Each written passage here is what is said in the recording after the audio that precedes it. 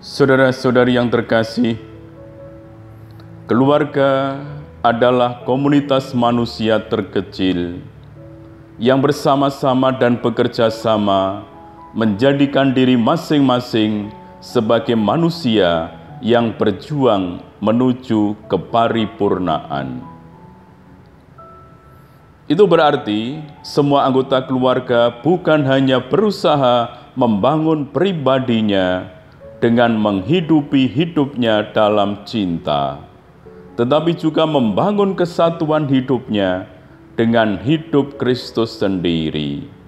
Karena hanya dengan cara itu, manusia dapat menjadi manusia paripurna, sebagaimana dikehendaki Allah sejak penciptaan.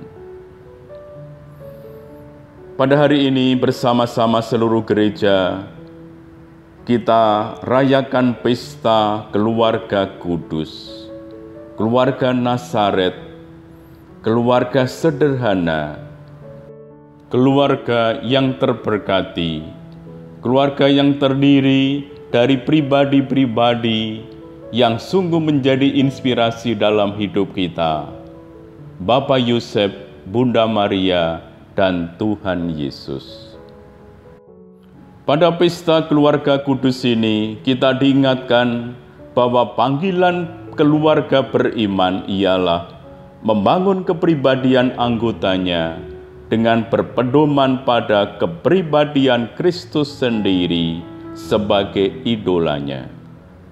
Karena itu, keluarga beriman terus berusaha agar Kristus tetap hadir dalam keluarganya, sehingga bukan hanya menjadi idola, tetapi juga menjadi pembimbing keluarga.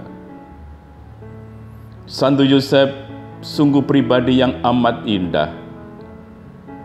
Tanggung jawabnya sungguh luar biasa.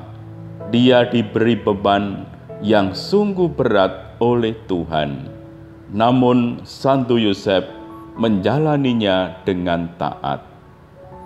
Penginjil Matius mencatat, "Bangunlah, bawalah bayi serta ibunya mengungsi ke Mesir, dan tinggallah di sana sampai aku berfirman kepadamu, karena Herodes akan mencari anak itu untuk membunuh dia." Matius bab 2 ayat 13. Saudara-saudari terkasih, sebagaimana juga perjalanan ke Mesir dan hidup di tanah asing di Mesir, keluarga kudus itu mengalami banyak sekali ancaman. Demikianlah juga kehidupan kita pada zaman sekarang ini. Keluarga-keluarga zaman sekarang juga dipenuhi dengan berbagai ancaman-ancaman yang seringkali juga ingin memisahkan kita dari cinta kasih Kristus. Ancaman-ancaman itu bisa berupa ancaman-ancaman yang sungguh amat berat, dan itu membutuhkan kekuatan ekstra. Keluarga-keluarga zaman sekarang sungguh dibombardir oleh arus materialisme, di mana orang lebih menekankan soal harta benda, kekayaan-kekayaan material yang perlahan-lahan sungguh bisa menguasai hati dan jiwa manusia, dan lambat laun akan membunuh iman akan Kristus. Betapa banyak orang yang hanya karena harta benda lalu sungguh berani untuk meninggalkan hidup imannya. Sasaran lain dari ancaman itu berkaitan dengan keluarga yang terbentuk oleh cinta kasih Allah. Ancaman ini ancaman merusak cinta kasih itu. Manusia dibelokkan dengan menyesatkan pengertian cinta. Sudah menjadi pendapat umum bahwa orang menganggap cinta itu buta. Orang menganggap cemburu itu karena cinta. Orang menganggap cinta selalu menyenangkan, dan sebagainya. Kristus sendiri memperlihatkan bahwa cinta itu adalah sebuah pemberian diri. Maka Yesus mengatakan, tidak ada cinta yang lebih besar selain cinta seorang yang memberikan nyawa untuk sahabat-sahabatnya.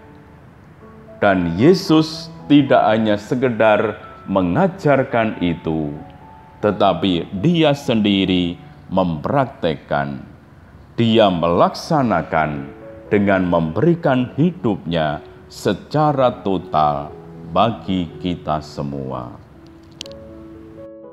Sebagaimana pernyataan Santo Paulus, cinta itu berbelas kasih, murah hati, lemah lembut, sabar, baik terhadap semua orang, juga yang memusuhinya.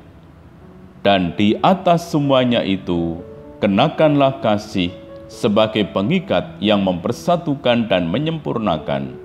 Hendaklah damai sejahtera Kristus memerintah dalam hatimu, karena untuk itulah kamu telah dipanggil menjadi satu tubuh.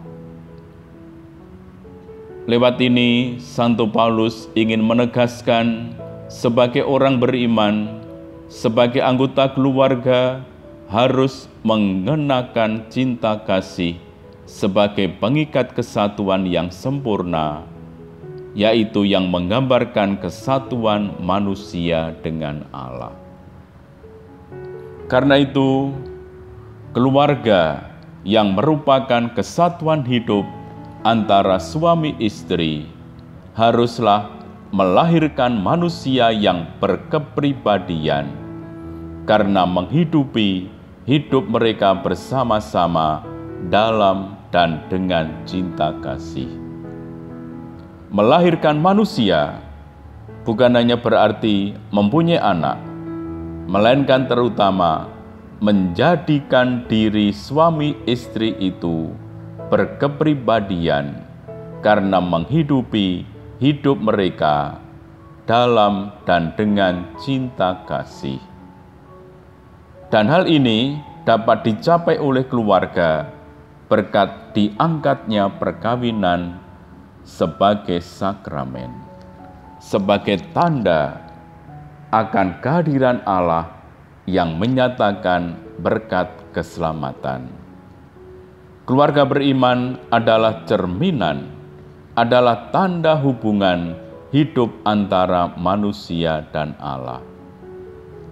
Sebagaimana juga kitab Putra Sirak menyatakan, Tuhan telah memuliakan bapa pada anak-anaknya, dan hak ibu atas para anaknya diteguhkannya. Hubungan antar anggota keluarga manusia haruslah menggambarkan hubungan manusia dengan Allah sendiri, baik antara suami istri maupun antara orang tua dengan anak dan sebaliknya. Maka hidup berkeluarga bagi orang beriman merupakan panggilan menjadi satu tubuh dalam Kristus. Sebagaimana Kristus datang untuk melaksanakan kehendak Bapanya, keluarga pun meletakkan kehadiran Kristus dalam keluarga sebagai satu-satunya jalan keselamatan. Marilah para saudara, pada pesta keluarga kudus ini, kita diundang untuk menyadari kembali makna sakramentalitas perkawinan yang merupakan kesatuan hidup suami istri sebagai gambaran akan kesatuan hidup insani dan ilahi. Semoga berkat dan doa perlindungan keluarga kudus Nazaret, kita juga semakin dihantar untuk menemukan kekudusan dalam hidup keluarga dan semakin menumbuhkan relasi kasih di dalam keluarga. Tuhan memberkati kita. Amin.